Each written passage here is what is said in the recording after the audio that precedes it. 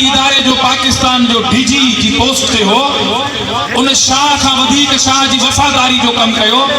अॼु उन जी हालत ॾिसोसि पिया, मोकल मथां मोकल, मोकल मथां मोकल, कुर्सी ते वेहण कोन था ॾियनि ऐं वापसि था करे छॾनि त तूं रिटायर थी वञ भले डिसंबर में, तोखे रखंदासूं कोन।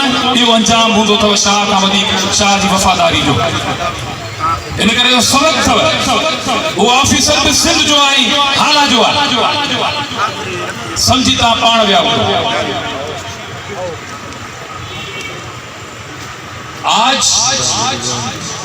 सकरन की सरजमीन पे इस एहतजाज का जो मकसद है वो सिर्फ ये है कि एक ऐसे इल्जाम पे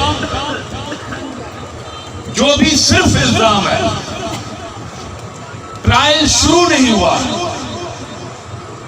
मगर आपने केस भी सिंध का, मगर कैदी इस्लामाबाद।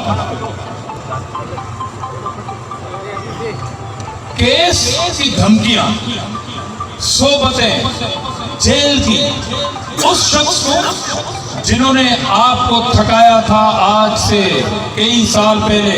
11 साल जरदारी साहब का जेल, वो जरदारी साहब नहीं थके थे, आपको थकाया था। आप पांव पड़े थे, आप रो रहे थे, आप माफिया मांग रहे थे कि हमसे गलती हो गई, हमें माफ करो। मगर वो 11 साल का हिसाब कौन देगा? वो उस जवानी के 11 साल जो बेगुनाह कैद में गए, उनका हिसाब कौन देगा? मगर जरदारी साहब ने कहा कि मुझे कोई हिसाब नहीं चाहिए, मैंने तो इस मुल्क के जमहूरी निजाम के लिए कुर्बानी दी थी। और जो आई हाला जो आई, समझी तव्हां पाण विया। आज सकरन की सरजमीन पे इस एहतजाज का जो मकसद है वो सिर्फ ये है कि एक ऐसे इल्जाम पे